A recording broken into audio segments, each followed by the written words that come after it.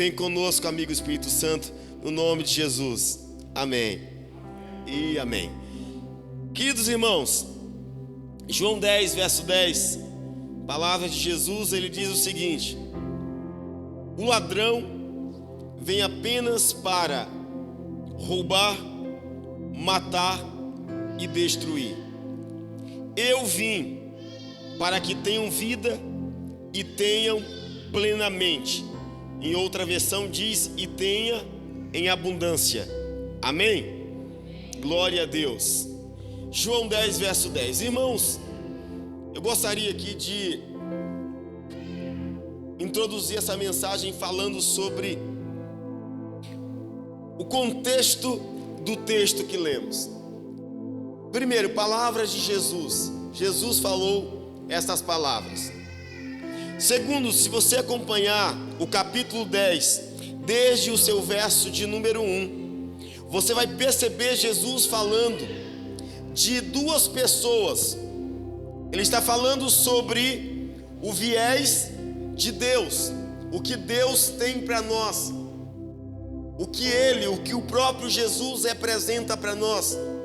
E também Jesus está falando no viés satânico, porque ele aponta quem é Satanás, ou o que Satanás representa, e o que Satanás, o adversário, o diabo, o acusador, o que ele tem para nós.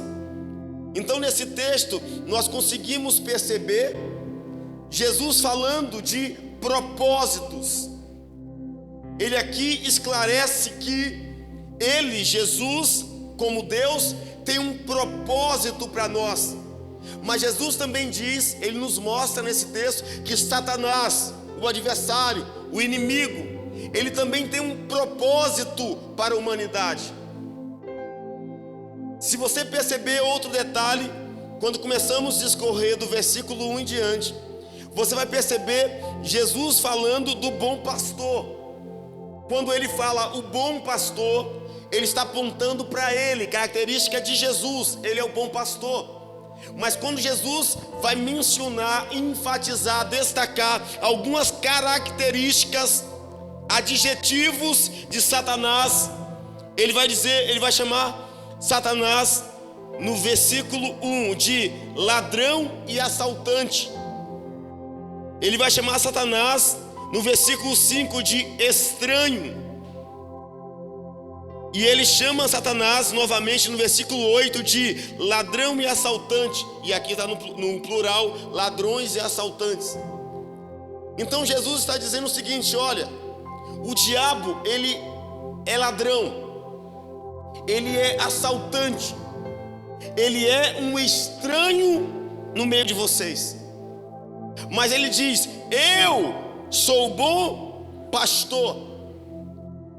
E aí você percebe que antes de ele citar pastor, ele diz: eu sou o bom pastor.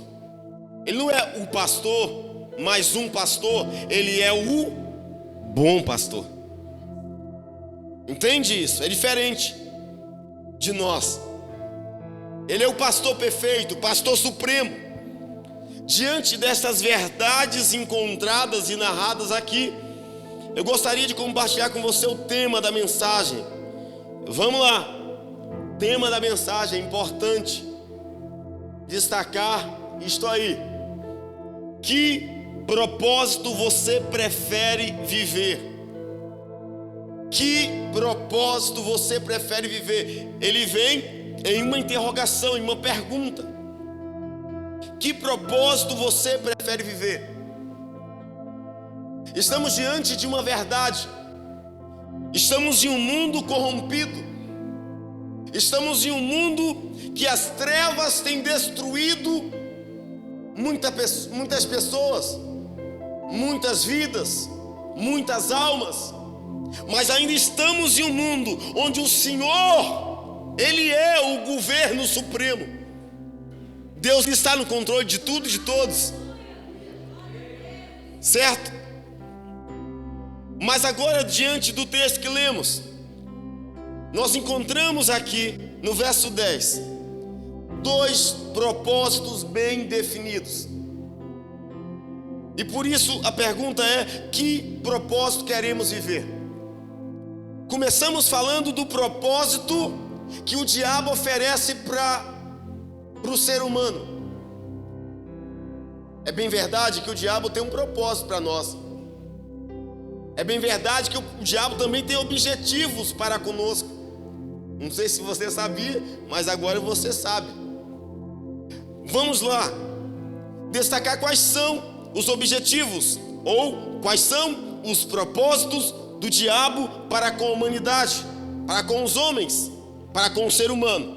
Verso 10, na parte A diz: o ladrão. Você pode trocar ladrão por diabo, por Satanás, por inimigo. O ladrão vem apenas para roubar, matar e destruir.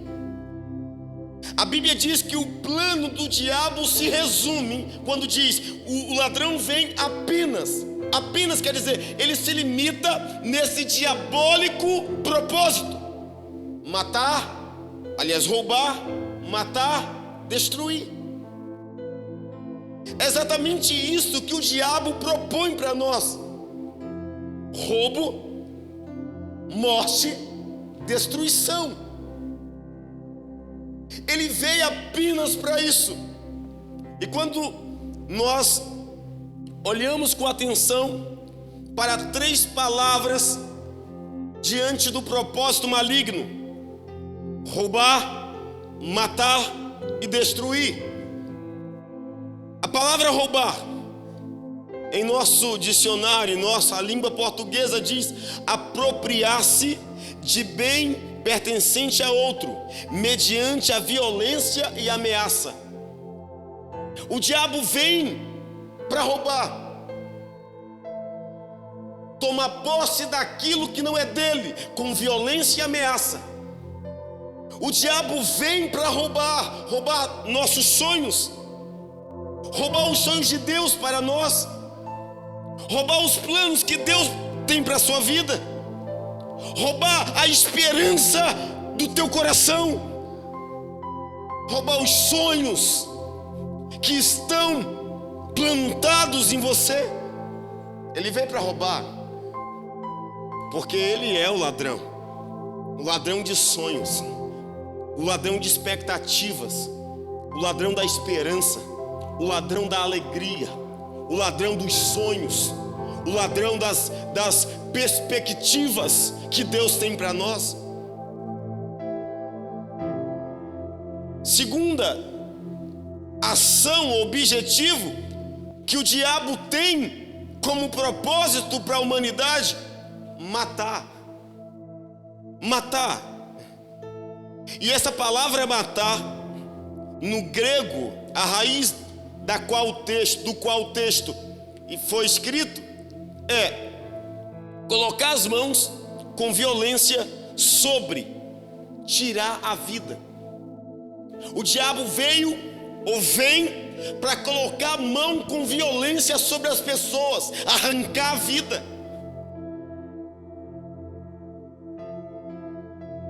Quantas pessoas têm vivido esta violência maligna do diabo? Drogas, prostituição, tantos outros pecados que o ser humano está violentamente massacrado, pisoteado, humilhado. Por quê? Porque este é um propósito, um objetivo do diabo. Quando você vê alguém sendo atacado violentamente pelas trevas, é o diabo nos mostrando: eu estou agindo, eu estou cumprindo aquilo que eu tenho em meu coração, que ele tem como propósito. Precisamos entender, querido, que a vida precisa ter objetivos. E para quem acha que a vida é como aquela música: deixa a vida me levar, a vida leva eu. Vai deixando a vida te levar. Vai deixando a vida te levar. O diabo, ele vem com um propósito definido. Ele não veio brincar de ser diabo, ele não veio somente olhar e brincar conosco, não. Ele veio, Jesus disse, somente para roubar, matar, destruir. O diabo não se tornou diabo simplesmente por mera coincidência. O diabo não é diabo simplesmente por ser. Ele é diabo porque ele tem propósitos de roubar, matar, destruir. Diabo, o acusador. Em outro termo, Satanás, o adversário. Agora eu penso contigo, é que se o inimigo, ele sabe muito bem o que ele quer, a pergunta é, será que eu e você sabemos o que queremos de fato? Ele sabe o que quer, ele sabe para que veio, ele sabe o que quer fazer, ele está realizando isso o tempo todo, até chegar o tempo do fim. A pergunta é, será que nós, como filhos de Deus, temos a convicção do que nascemos para ser? Estamos sendo o que de fato nascemos para ser? Será que somos de fato, será que estamos assumindo a verdadeira identidade de filhos de Deus como deveríamos ser? Será que estamos realizando os objetivos que deveríamos realizar? Será que a nossa vida está totalmente definida com os propósitos que Deus tem para nós? Ou será que eu estou vivendo, deixando a vida me levar, vida leva eu?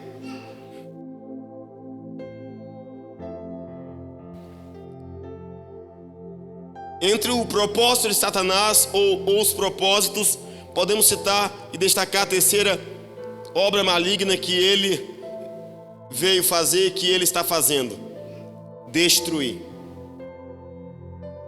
A palavra destruir também, na sua raiz grega, diz arruinar totalmente, arruinar por completo. O diabo veio arruinar a vida do homem, arruinar totalmente, não pela metade, ou seja, ele não se dá por vencido, enquanto ele não consegue destruir totalmente, por completo, a vida das pessoas.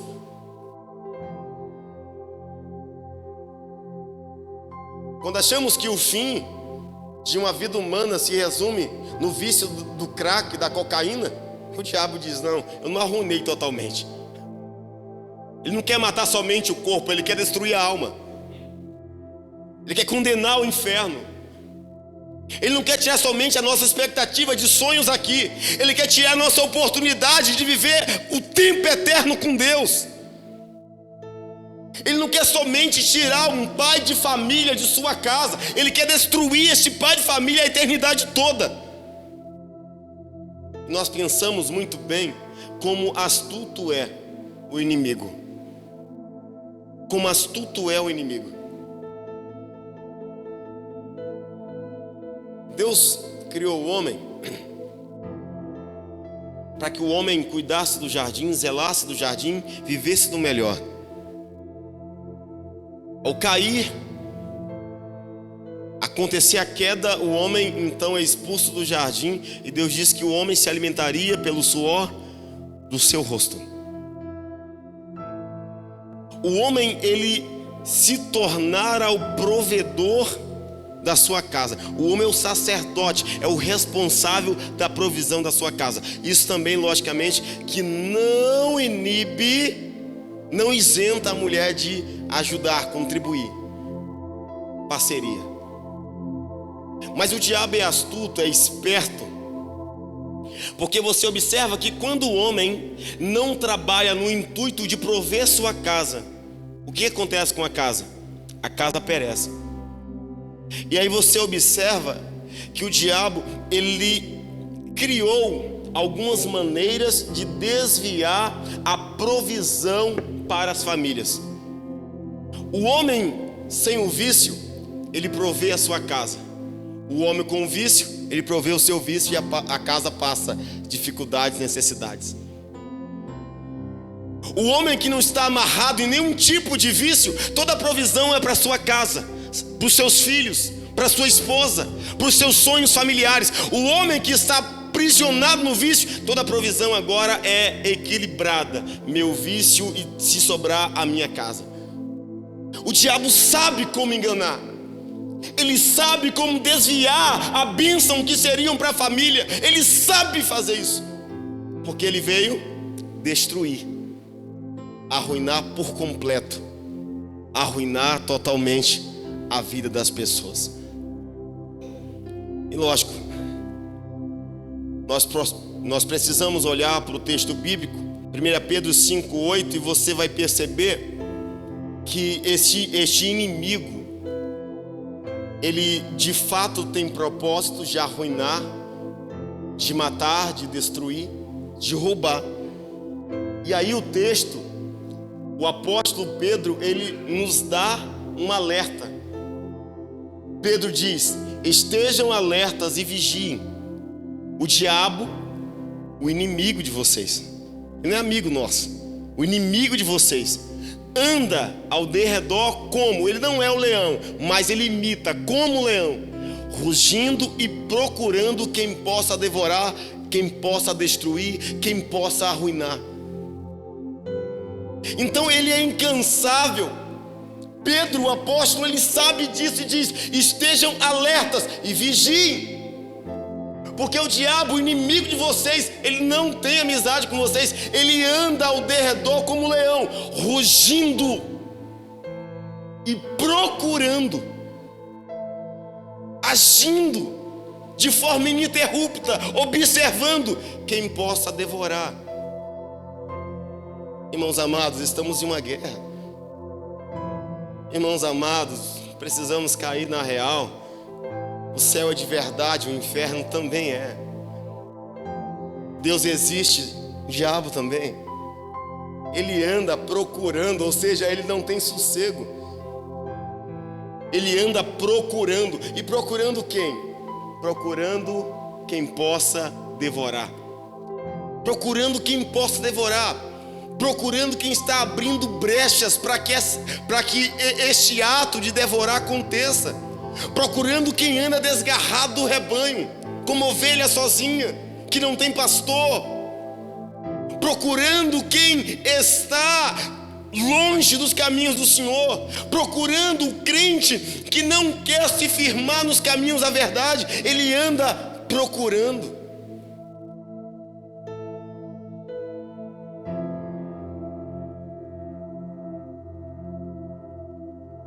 Parece assustador, mas é a verdade. Em outro texto que eu quero apresentar a vocês, Apocalipse 12, verso 9. O apóstolo João agora, por sua vez, nos diz o seguinte: o grande dragão foi lançado fora. Ele é a antiga serpente chamada Diabo ou Satanás. Então, eu já falei sobre isso, eu preciso destacar porque é importante. O grande dragão, João chama o diabo ou Satanás do grande dragão, foi lançado fora. Ele é a antiga serpente. João está dizendo que esse grande dragão, que agora é representado em Apocalipse, esse grande dragão foi representado como serpente aonde? Lá no Gênesis. No Gênesis ele era uma pequena serpente. Em Apocalipse ele apresenta como um grande dragão. Isso quer dizer que ao passar do tempo, Satanás evoluiu a sua astúcia, evoluiu a sua maldade, a sua perversidade. Satanás cresceu com o tempo. O diabo desenvolveu com o tempo. E a pergunta que cabe a nós é: será que estamos crescendo com o tempo? Ou continuamos os mesmos crentes de sempre?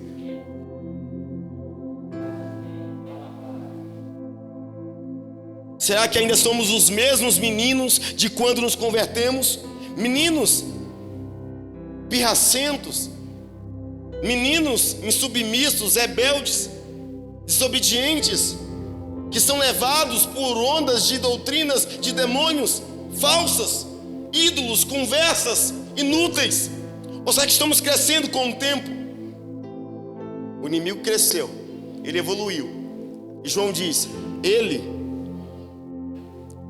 aqui, chamado diabo ou Satanás, que engana o mundo todo. Ele continua enganando o mundo todo. E essa palavra mundo todo, mundo quer dizer todos aqueles que desprezam Cristo.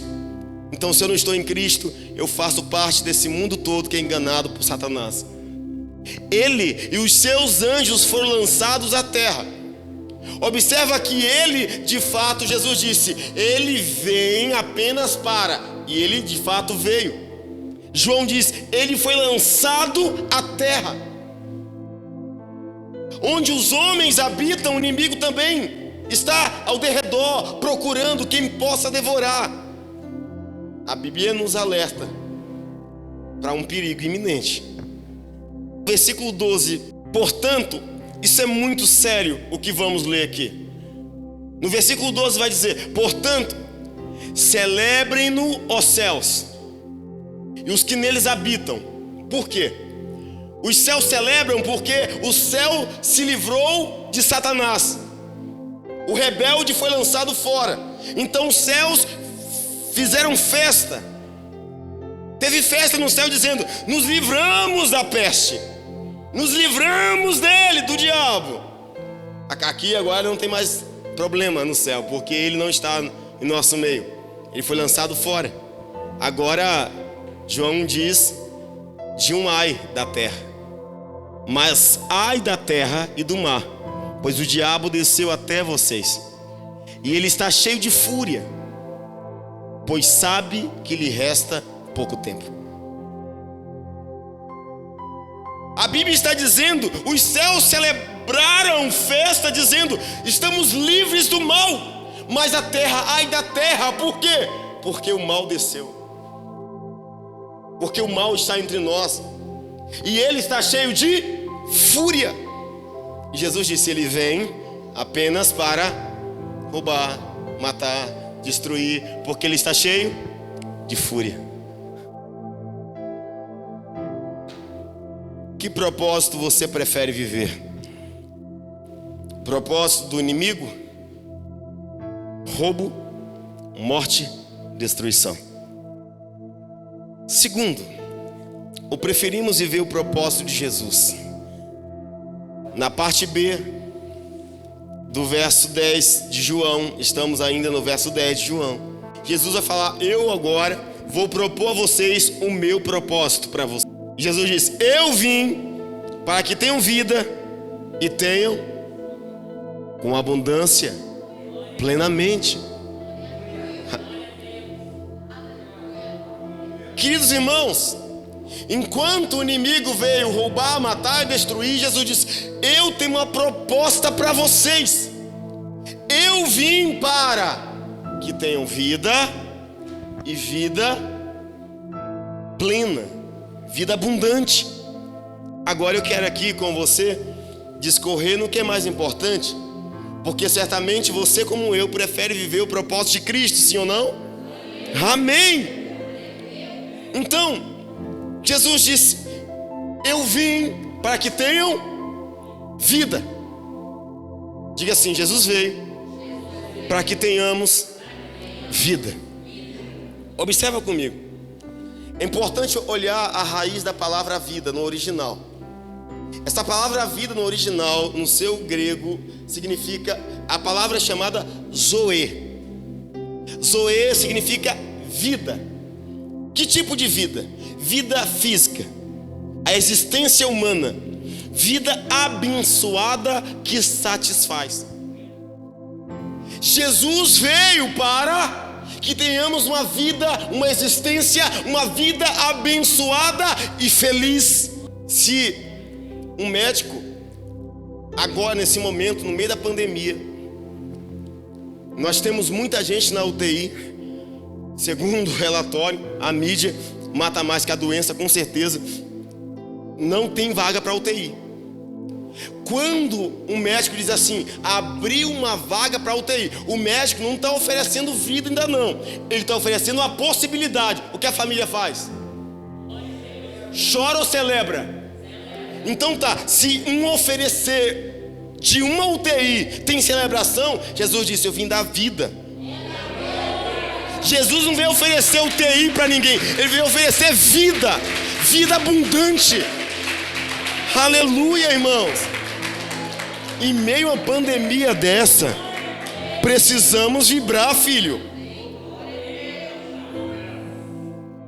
Em meio a uma pandemia dessa, estamos observando que Cristo tem propósito de vida, Zoe, vida, existência, vida feliz, vida abençoada.